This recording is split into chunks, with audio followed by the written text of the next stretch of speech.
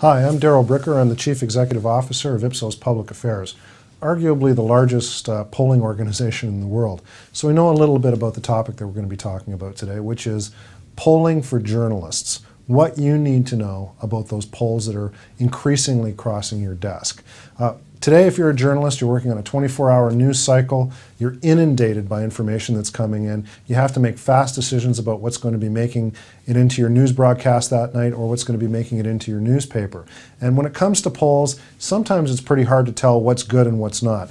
Increasing number of methodologies from people that you may know, people that you may not know. There's some basic questions that you should be asking, and that's what we're going to be talking about in this series. Very basic, no BS, bottom line questions that a journalist should be asking about any poll that comes in, because you know what? You have a right to know.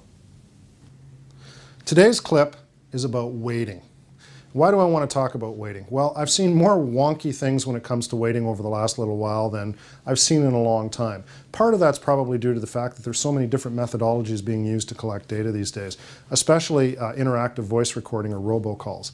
And they get some pretty strange samples out of field, and I want to show you what that looks like and why that's a problem, and what you should be asking as a journalist. And in particular, what I'd be focusing on are those polls in which it shows something that's really unusual, something that you don't expect, or something that comes in from someone that you've never heard of before, particularly if it's a methodology that you're uncomfortable with. I think it's a perfectly legitimate question to ask, show me your weighted and your unweighted data, and show me how you correct it. So I'm going to show you what that actually means in terms of correcting weighted and unweighted data. So imagine we did a survey. Here's one that looks like a survey, in which one of the categories that we looked at was age. And these are the age categories across the top: 18 to 25, 26 to 45, 46 to 65, 65 plus.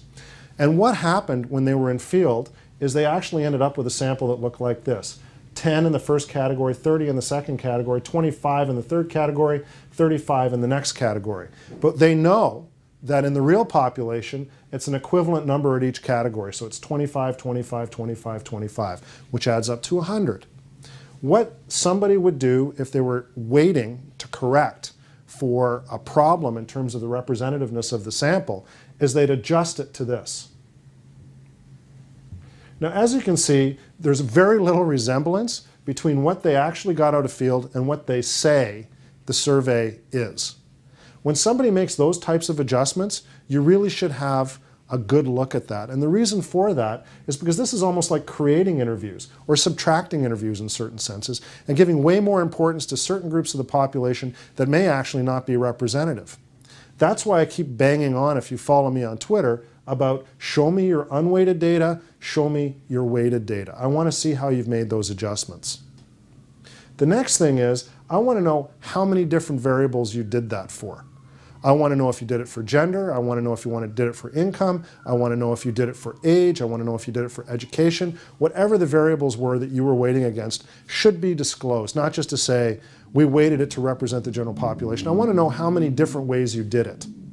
The next thing I'd want to know is any non-demographic variables. Did you weight according to previous vote? Did you weight according to likelihood of turnout? Did you weight according to anything else that doesn't have anything to do with demographics? They should disclose that, and they should show what the impact is. And if anybody tells you that they have a secret sauce or that there's a secret approach that they have to doing this or a proprietary approach, that is not allowed. They have to tell you what they've done. That doesn't mean that you have to report any of their trade secrets, but at the minimum, to get coverage from you, they should at least tell you how that they weighted their data. And here's the big question that I have for all of these strange polls that seem to be coming out these days. What did you actually end up with on vote in your unweighted data? And how much did you correct to create the vote that you're reporting? To me, if there's a massive amount of change between what they got out of field and what they reported, that has no resemblance to what a real survey or a real poll should look like. It doesn't mean that it's not worth looking at, but that's not a poll, that's a model. That's somebody's estimate of what they think the real world is going to do, rather than something that's being generated as a result of the public opinion information that they got from their survey. All of these questions are pretty straightforward. They've taken me about 3 minutes to repeat to you, so I know they're easy to ask. I would implore journalists to start doing that, asking these basic questions about any surveys in which the numbers look different than the regular trend, or they don't seem quite correct, or they're from somebody that you really don't know and understand. Because you know, at the end of the day, you have a right to know.